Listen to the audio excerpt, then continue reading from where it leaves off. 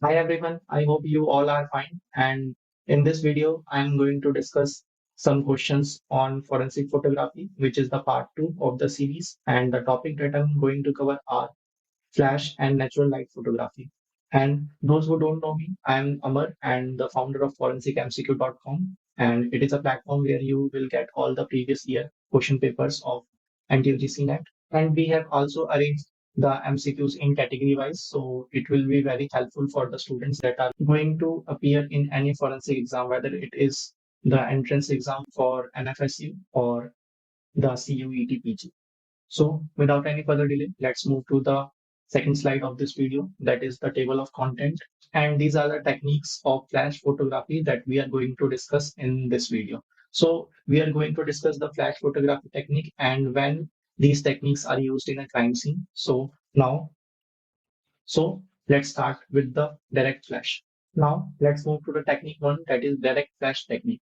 Used most common flash technique that is used in crime in capturing or documenting the crime scene. And in this, there is a flash that is mounted on the camera's hot shoe. That is, here is the cam. Here is a digital camera which has an inbuilt flash, and it is usually sit over the camera's lens. And after that, the key features are direct illumination. It means the flash is direct straight to the subject. For example, this is the flash, and this is the subject. Say this is subject A. It directly flashes over the subject A. Second is intensity. It emits a very strong light and which is usually undiffused. It's a very strong light and usually undiffused.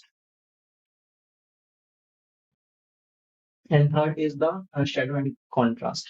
And it creates a very harsh shadow and contrast, which is also the major disadvantage of this because in case of close photography, for example, the subject is here. Let's say subject is here. So when capturing the details result in the obscuring details because the flash is too close to the subject, which leads to the loss of details. So now let's move to the disadvantage. So first, not ideal for close-up photography because it leads to overexposure. And what overexposure does is it dilutes the details over the surface, and that is why it is not ideal for a close-up photography. And the second disadvantage is the direct flash often flattens the subject, reducing details. And this is why this is not advisable to use over the 3D impressions such as shoe prints. So in shoe prints, for example, let's say it is a shoe print. It is a shoe print. So in the case of direct flash, it flashes the or illuminated the surface directly, or you can say at 90 degree, and this will eliminates all the shadows which can highlight the details. So that is why direct flash is not used or not recommended for the any 3D impressions. Now let's move to the question number one, that is downside of using direct flash in close-up photography. And these are the options. First, it creates too much shadow. This is wrong. It creates too less shadow. And second, it results in an overexposed image. Yes, this is the correct answer. As I told earlier, in direct flash and in case of close photography, the image is overexposed, which decreases the overall quality of the image. So the and third is it adds the artificial color to the image. This is also wrong. And option four, it requires additional equipment to use. Yes, it requires additional equipment such as flash, but in modern cameras, the flash is inbuilt and usually doesn't need any other flashes. So the more correct answer is option number two. So option two is the correct answer. Now let's move to the technique second, that is off-camera flash technique used. Majorly, it is majorly used for capturing 3D impression. For example, shoe impressions, tire impressions on soil. They are used to capture that types of evidence or document that type of evidence. Second, it links how it works. So it links the camera's hot shoe, enabling the mobility connected to the PC cord or Bluetooth. So in this is an example of off-camera flash. Here you see the photographer has a camera and its camera is linked to the external flash, or you can call it off-camera flash. And the advantage of this type of flash technique is that the photographer can move freely irrespective to the flash. Now, the process in this, the cord or wireless allows photographer to move the flash away from the camera. So now let's check the key advantages and features. First is the flexible positioning. So it allows flash to be held at any angle, which is usually not possible in direct photography. And the second is the oblique angle. And this is what creates a shadow and creates a 3D impression, creates a 3D impression. And this is what makes off-camera flash technique a most widely used technique for capturing 3D impressions. And third is the control on the shadow direction.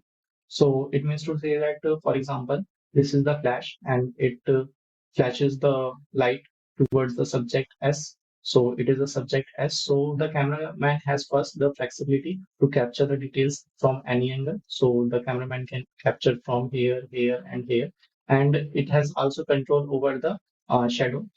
So by putting the flash to this direction, it will create shadow in the opposite direction. Similarly, at a preferable condition, for example, the prints are 3D impression near the wall with an external lighting, so it can be adjusted in that a way that it create a good shadow to capture the details. Now, let's move to the question number 2 that is related to the off-camera flashes. So it states which of the following are the advantages of using an off-camera flash? A, enhanced 3D effects. I already told that it is the major advantage why off-camera flashes are used. Second is more control over shadow direction. I had already discussed it in the last advantage of off-camera flash, so this is also correct. Third is ability to capture details not visible with direct flash. This is also true. For example, in case of shoe impressions or time masks, they usually capture the 2D impressions in the case of direct flash, but with the use of off-camera flashes at an oblique angle. So the details that are not visible or presented in the 2D form can be easily captured using off-camera flashes.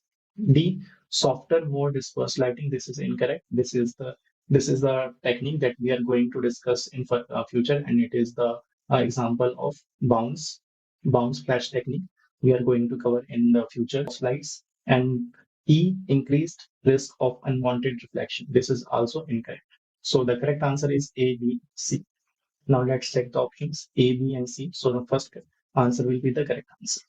Now let's move to the third technique, that is bounce flash technique, and it is used to capture injuries on the bodies. And how they are set up is they are usually in the flash mounted over the camera hot shoe or linked via PC cord. So in this technique, the it uses both off camera or on camera flashes, and process involves directing the flashlight towards a ceiling or wall rather than directly at the subject. So in this case, for example, it is a subject, and we have to capture the details on the subject, and it is a highly reflective surface or a glare surface. So in that case, the flash is adjusted toward the ceiling, or you can create, or a photographer can create a temporary wall. So instead of focusing on the subject, the focus is on the wall. So in this case, the light will falls on the subject, on the wall, and then on the subject. So in this case, it creates a diffused lighting, which can help to capture the details over the shiny, or to capture it in the natural form. So here are the key features. Now, let's check the key features. First, softer light result in softer, more evenly dispersed lighting. So, bouncing flash of a surface diffuses the light and it reduces the harshness of the shadow. So, harshness of shadow result in the softer lighting and or image in which the subject, for example, this is a subject. So, in case of the bounce of flash, the shadow is not that much dark or harsh, and the lightning on the subject is usually flattering, or you can say evenly dispersed. Second, it gives natural look. So this is also the major advantage because it diffuses the light, which is result in the more natural look. And third is reduced glare from the direct flash on the reflective surface. And this is also the major advantage of using bounce flash technique. That is, they are majorly used to capture the reflective surface, details on the reflective surface. And now let's take the disadvantages. First is the surface impact check texture and the color bounce of the surface affect the light and quality. So for example, let's say if the wall is all of red color. So in that case, when the light is illuminated towards the ceiling, then the then the subject has more red tone, or the texture or the color of the natural, or you can say the original color of the subject is changed and it get a red hue. So this is also the major disadvantage. And second is it is not ideal for the metal with textured surface. For example, let's say it is the ceiling or the wall is made up of tin. So the texture on the tin gets reflected toward the subject, which again hinders the quality of the image or decreases the authenticity, or you can say that the detailing over the surface. Now let's move to the question part. That is question number 3. Why might a photographer use the bounce flash technique? And here are the options: to achieve a softer and more evenly dispersed light, to increase the flash effective range, to create harsh shadow for the dynamic effect that is useful in capturing details on metal surface. And fourth is both first and three. So now let's say first the option number 3, to create harsh shadow. As I already told you, it doesn't create the harsh shadow, but it creates a softer shadow, and which again enhances the details in the shadow area or over the surface. So this is the incorrect one. Second, to increase the flash effective range. This is also wrong because in the bounce flash photography, the effective range is usually less as compared to the normal flash or off flash photography. So second is also incorrect. And third is to achieve a softer and more dispersed light. So this is the correct answer. Now, moving to the question number 4, disadvantages of bounce flash technique. And here are the options. It cannot be used with digital cameras and often requires high shutter cameras. Second, the light must travel a further distance, affecting the intensity. Third, it reduces the image quality when the image is brought to the life size during the post processing. And fourth, all of the above. And the correct answer is option number second, the light must travel the further distance. As I already told in the previous slide, that the light is not directly focused on the subject, but towards the wall or the ceiling. So in that case, the light has to travel extra distance, and it again affect the intensity, and usually the it result in the diffused images, diff, diffuse shadow images. So in case when the subject is far from the wall or ceiling, the images will be dark, and the cameraman has to adjust their ISO settings or shutter speed to get more clear images. Now let's move to the next technique, that is the fill flash technique. And here are the pointers. They are used to capture the details on the object that are in shadow. So for let's say there is a wall and there is a natural light coming from the coming towards the wall, and there is a subject. So in that case, the shadow will be here. The shadow will be here, which obscures the details on the subject. So in that case, a flash, say that this is a flash, it is used to illuminate this area. And this technique is called fill flash technique. And processing. So process by eliminating shadow area to bring out the details. Otherwise, they might be lost in shadow or for even exposure. So in that case, I already demonstrated you. So in the shadow area, the flash is placed so that it illuminates the area to capture the details over the subject. And for example, this is a cat. So in first situation, there is a external lightning, that is the sunlight.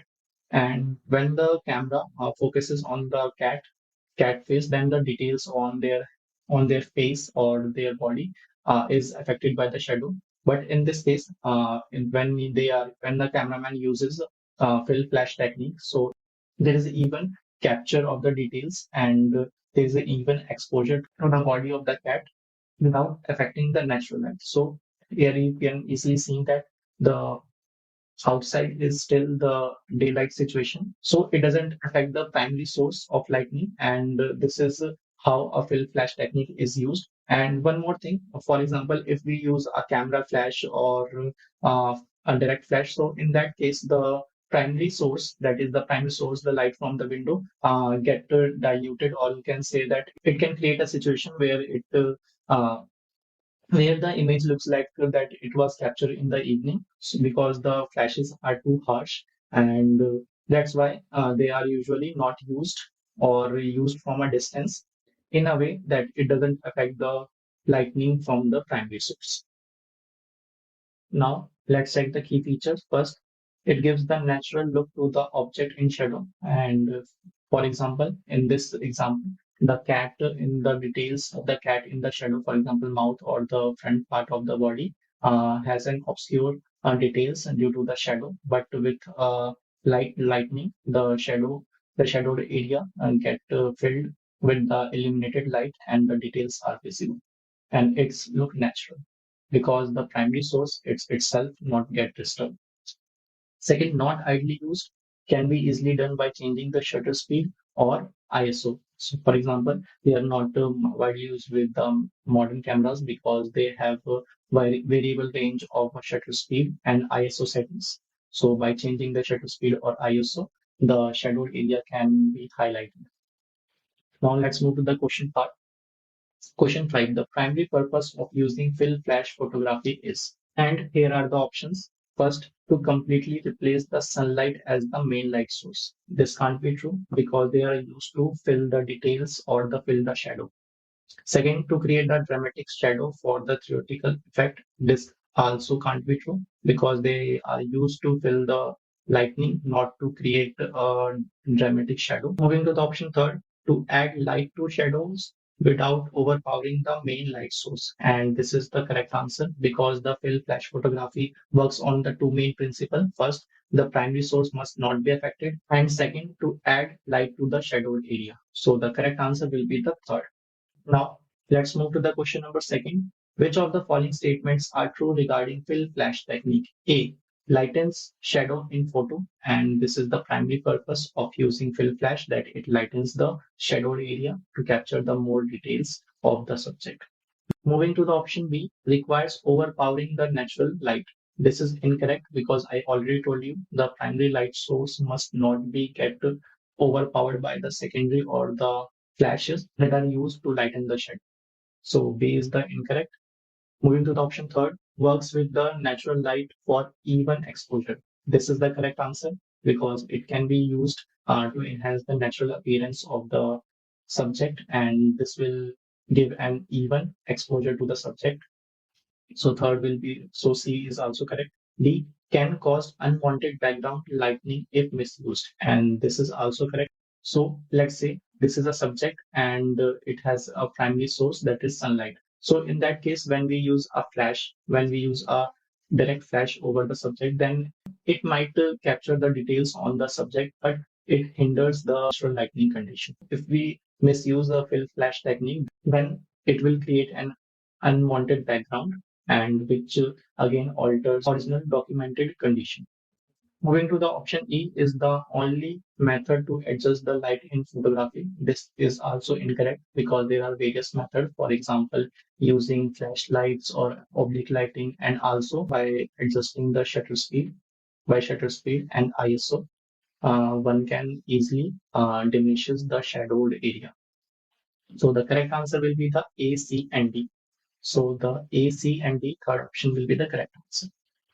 Now let's move to the next technique, that is focused flash technique. And as the name suggested, it focuses light on a specific object or areas for the target illumination. So the accessories that are used in focused flash techniques are the Fresnel lenses, snoots, and cones to direct light. And here is an example where a subject face is illuminated using the snoot and cones. So these are snoot and cones, and they have a very narrow uh, region of focus. So it focuses majorly on the small part of an subject. And whereas in the case of Fresnel lenses, they usually focus more on the subject, and they are majorly used in the stage plays, and the process is by illuminating the specific area of a scene or a target object. I already told you. And now let's take the key features. First is the precision light without illuminating the entire scene. So it precisely highlight or lightening a specific part of a entire crime scene. Second, reducing the background distraction. Now let's move to the pointer three, create depth and lightning effects. So for example, in this case, as you can see that the subject face is highlighted. So it creates the perception of the depth in a photograph with the background. And what does the lightning effect do that it enhances the texture, shape, or other details that may be overlooked in the uniform lighting. Now, let's move to the question part. Accessories allows to focus light on a specific object when using a flash. A, Fresnel lenses. This is true. I already told you. Tripod. And third is snoot and cones. So the correct answer will be the both first and third. And before jumping to the next slide, this is an example of Fresnel. Here you can see that it has a wide area of illumination. And it is an example of snoot and cones, and it has a very narrow area of illumination. So for to cover a larger area, Fresnel lenses are majorly used, and they are common in crime scene photography as compared to the snoots and cones. Now let's move to the last technique, that is the diffuser technique, used to capturing details on reflective surface or injuries on skin. So diffuser technique or a use of a diffuser are usually used when the subject has a reflective surface or the subject is a human body with injuries, and they are usually done by using an attachment. Diffuser is an attachment. They are usually fits over the flash end of the camera. So now let's check how a diffuser works. So diffuser works by diffusing the light from the flash. Now let's check how it works with this example. It is a simple flash and it is a simple diffuser. So now let's say that the subject is at a close proximity to the lens, or we have to capture the close-up photo of a subject. So if we use direct flash and close proximity, then there is a chance of overexposure, which is also a disadvantage of direct flash. And that is why a diffuser is must to have a thing when a crime scene photograph captures the evidence at a close proximity. So what does a diffuser do? That it sends some lights to the upward direction or some light to the downward direction, and some lights are get absorbed by the diffuser, and only a small amount of, or you can say some portion of light is only directed to the subject, and this is how a diffuser works. Now let's check the key features. It says first softens the light emitted by the flash, and this is the main use of diffuser. That is, it softens the light in the flash. And one of the common example in today's phones or modern phones are introduced by the Vivo. They have a ring shape design that is attached to their flashes. And what does it do? That it gives a natural look to their photos. And this is a very popular technology introduced by the Vivo, and they call it an aura lightning. Now moving to the key feature two, more natural looks to the photos. As I already told with Vivo example, that their main focus is to give the more natural look to the photos. So what a diffuser do, that it decreases the intensity of flash, and which gives a more natural look to the photos. Moving to the pointer three, reduces glare and reflection, and this is one of the major advantage of using a diffuser. For example, let's say a subject has a very reflective surface, or you can say glare surface. So in that case, when we use the direct flash, the reflection is too high or glare will be the too high. So the details can be obscure and they are unable to captured by the canvas. But in case if the photographer use a diffuser, then the intensity of the flash or the reflection and glare is reduces to many folds, and this is why a diffuser must to be included in a flash while capturing the details on reflective or glare surfaces. Now let's check the disadvantages. So disadvantages number one, wasted light. Some light is scattered away from the subject, and this is one of the major disadvantages, because as you know, the only a small portion of light get to the subject itself, so there is a lot of wastage of light. Second, increased recycling time, takes longer for the flash to be ready. This is an again major disadvantage. And the third disadvantage is reduced reach. Scattering light decreases the effective range of the flash, and as I already told you, they are majorly used for the close-up photographies. And as a distance between the camera and the subject increases, there will be the more dispersion or the scattering of light, which means there is a less portion of light that falls on the subject. And this again reduces the effectiveness of capturing details on the subject. Moving to the question number eight, a diffuser attaches with dash photographic equipment. And here are the options. First is the camera lens, second is the flash, third is the tripod, and fourth is both first and second. And the correct answer is the option number second, that is flash. A diffuser attached with or over the flash. Now let's move to the question number 9, which is an assertion reason question. So assertion says diffusers are used to soften light from the flash by scattering it in the multiple direction. As I already discussed, diffusers, they are used to soften the lights of the flash and they scatters it in the multiple direction. So assertion is the correct. Now let's check the reason part.